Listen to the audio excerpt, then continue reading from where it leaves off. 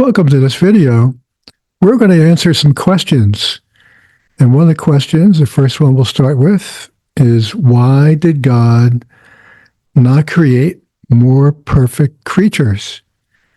In other words, if God is a God that's all-knowing and has foreknowledge of the future, why did God create someone like Adam who he knew would fall and who he knew would sin? So the answer actually is rather simple. And it sounds very complicated.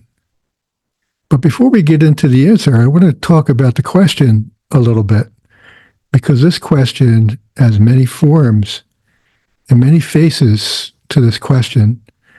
And some of the questioners come from a perspective where there may be people who do not believe in God.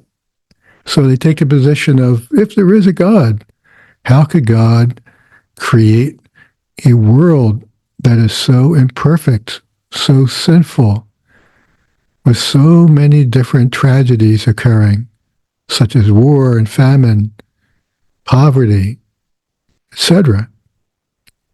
And also there's people who think, well, if God is foreknowing and he knew, say in this example, that Adam would fall, why did he not give Adam additional grace and make him more perfect so that he would not fall? Or perhaps why did he not choose to not create Adam at all and create someone else who was more perfect, who was more sanctified? Well, the answer, all those questions have to do with free will that God has given us. So to answer the first question that we began with is, why did God, if he knew that Adam would fall, why did he create him? Why didn't he create a more perfect creature?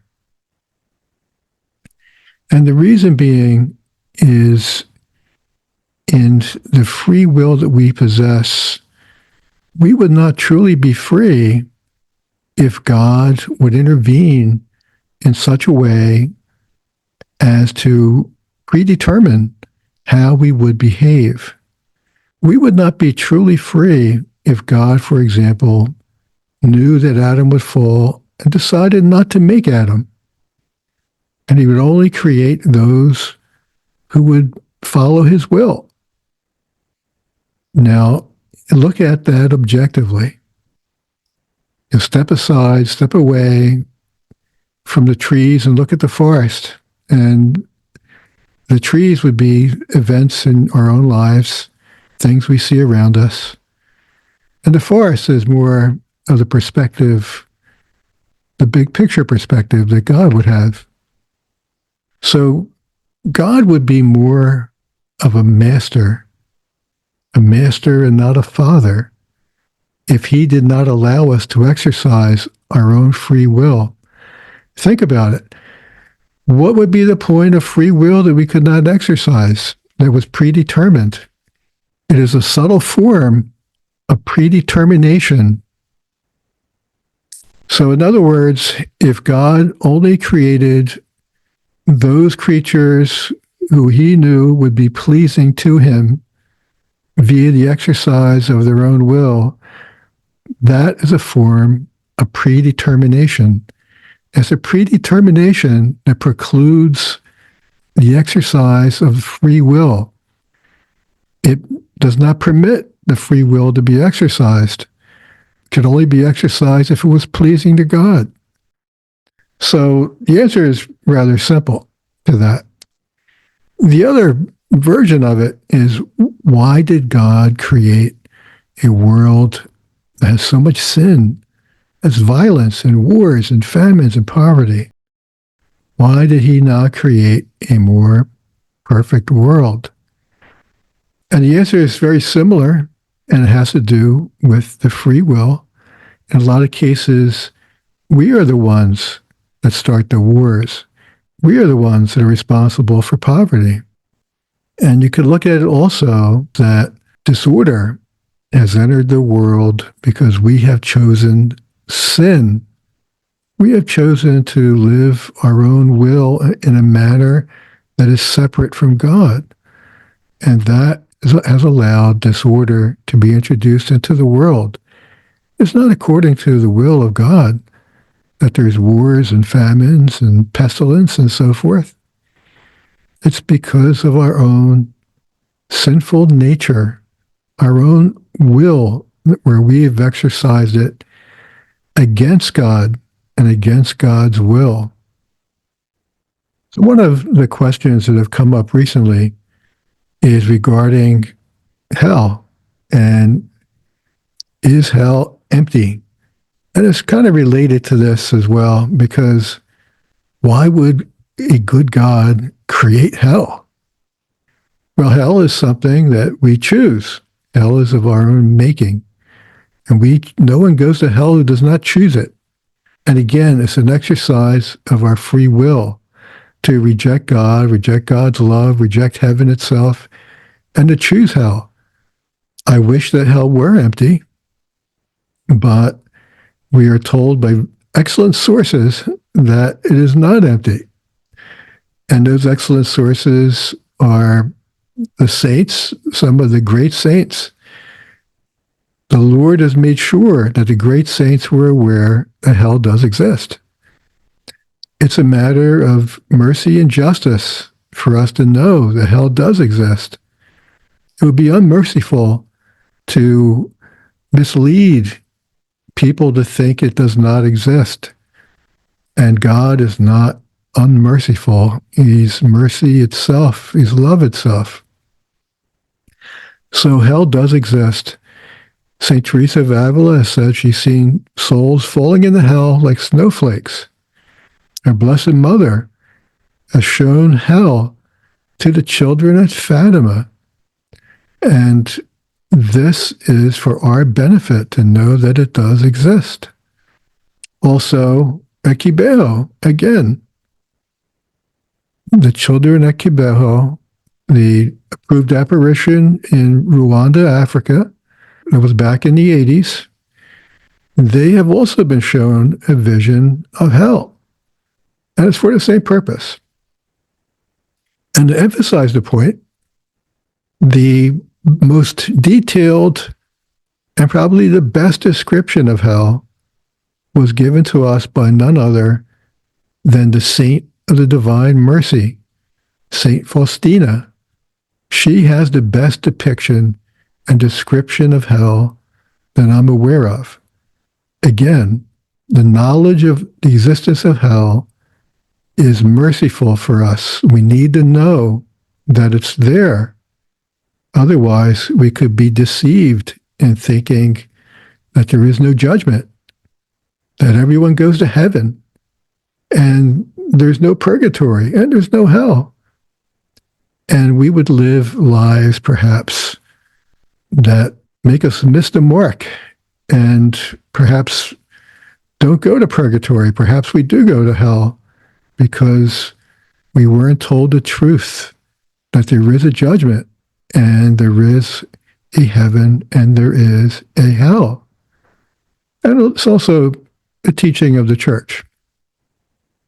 So what's all this nonsense about hell being empty then? That's the question, right? Unfortunately, there's people who wish to play games with the idea of there being a hell, and it's quite unfortunate.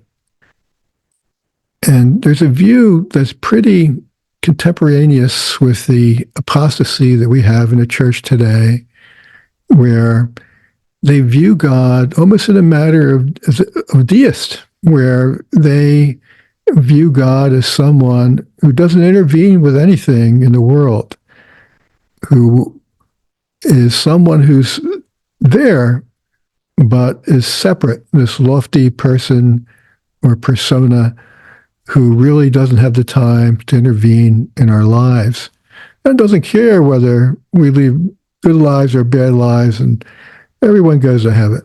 So there's that that view, it's very often unstated, but it's there notwithstanding. In a lot of cases, they take what's permissible and they manipulate it to fit what they themselves believe to be the case, that there is no hell. And what's permissible is for us to say that we would like to pray that no one goes to hell. We would like to pray that hell would be empty.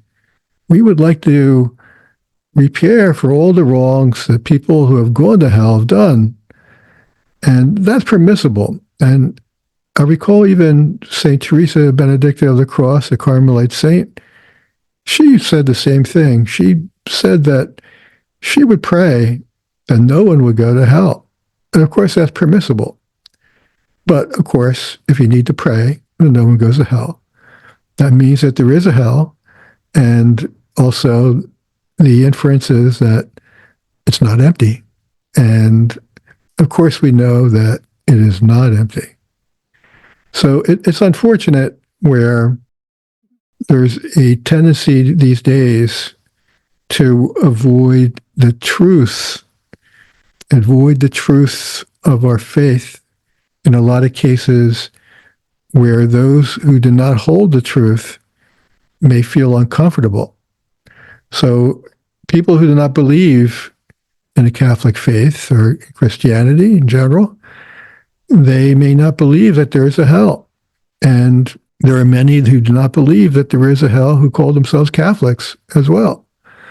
So there's a tendency to want to appeal to those who perhaps are misinformed. And if they were informed, there would be less people who would disbelieve in the teachings of the church and who would believe that there is a hell and that hell is not empty.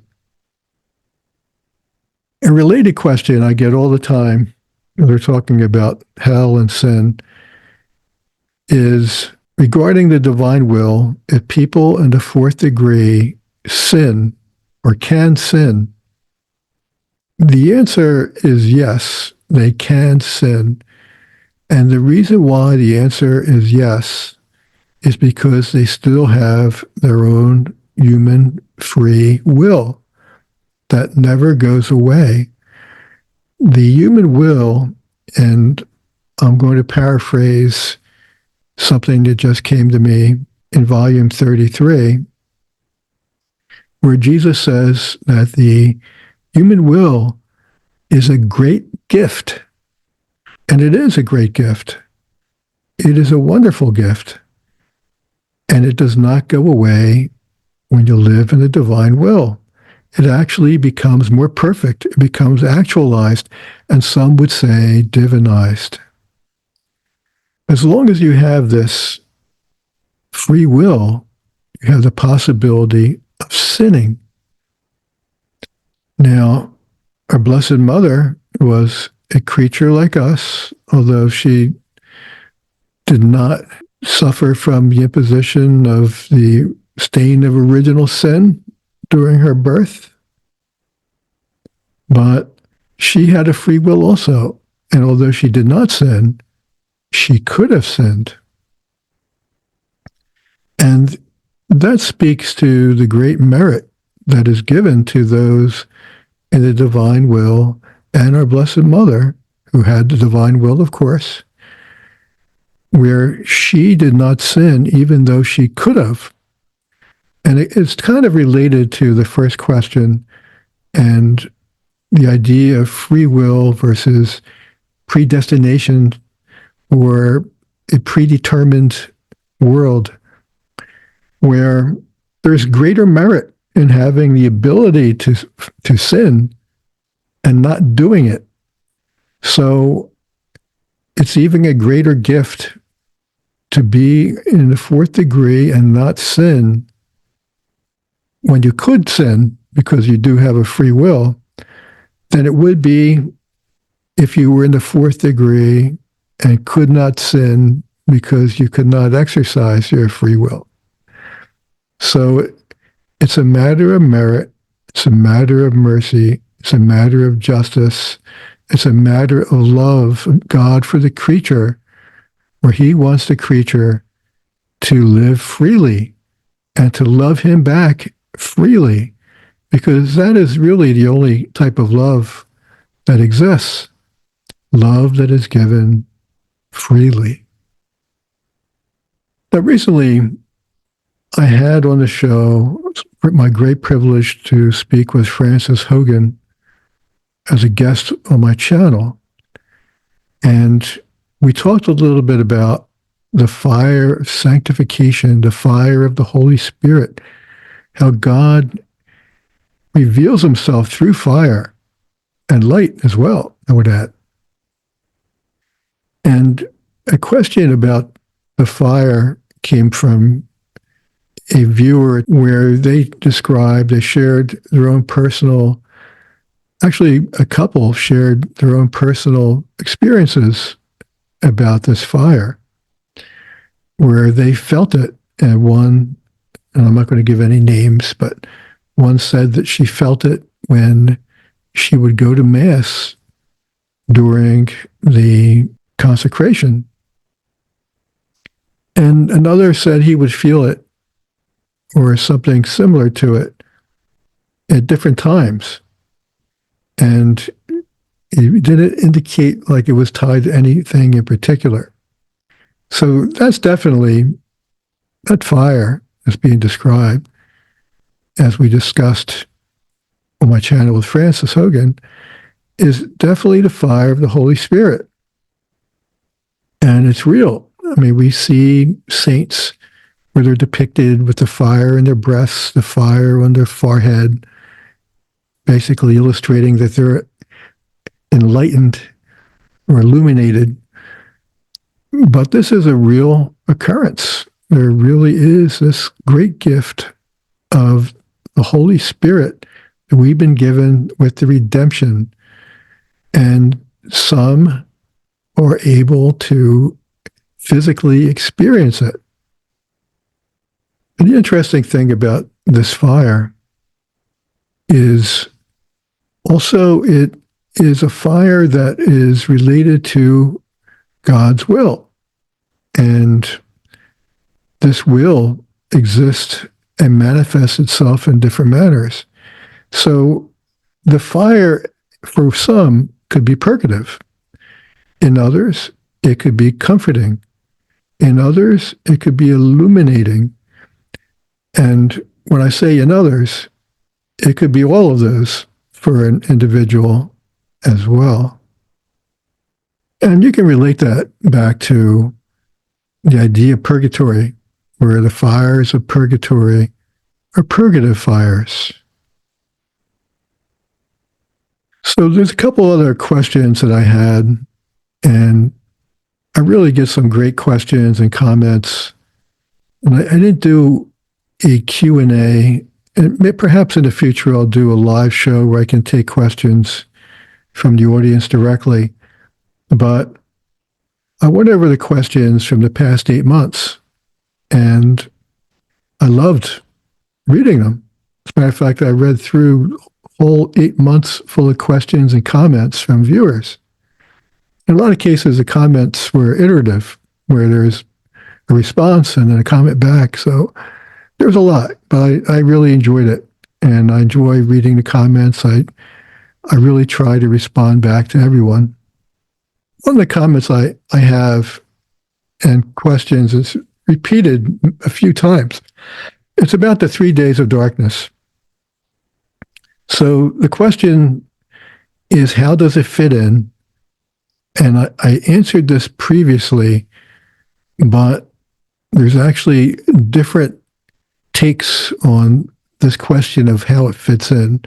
One is the order of when it will occur and how it's related to the other events that we know as the end time events. So the 3 days of darkness and the fire that falls from the sky being predicted at Akita, also I believe was mentioned at Fatima. And these two events were told by very prominent mystics in the church that they are the same event. They occur at the same time. So St. Padre Pio, Blessed Elena Aiello, and Marie Julie Jahenny, they all said that these events of the 3 days of darkness and the fire falling from the sky are the same event. Now, at Garabandal, they had what's referred to as the Night of the Screams, when they had visions of the chastisement. They also mentioned being inundated by fire. They mentioned as well that they could not speak of everything that occurred, that they seen that evening. So they could also have witnessed perhaps this 3 days of darkness, and we're just not sure because they can't speak about it. But the 3 days of darkness, the fire falling from the sky, this is part of what we know as a chastisement. And the sequence of events are these. We'll first have the warning, known as illumination of conscience. And we'll have, after that, the miracle that's been described in Garabandal. The permanent sign that'll be left after the miracle occurs, which will be left in Garabandal. And we're told also in Medjugorje. We're told also by Manuel Strack of Sivernich, we are told that it'll be left everywhere that our Blessed Mother has appeared, which would be mind-boggling. And I think these events are going to stir the soul of humanity quite a bit. The warning definitely will. So will the miracle and the permanent sign. So another question or comment, I should say, which I'm thankful for, was a viewer mentioned what the permanent sign is that was mentioned by Manuela Strack. And it's known in the Jewish world as the Shekinah. The Shekinah is a word that I forgot about, and a viewer was kind enough to remind me. So thank you. And the Shekinah is a column of fire at night and a column of smoke during the day. And because it's part of the experience of the Jews, that would have a tremendous impact on them. And also recently, I've come to know that the Shekinah is mentioned in the Quran as well. I'm not sure if it has the same significance as it does with the Jews. However, just the fact that it's mentioned lends an aspect of familiarity that would definitely get the attention of Muslims as well. Well, I want to thank you for joining this short video. And as always, God bless.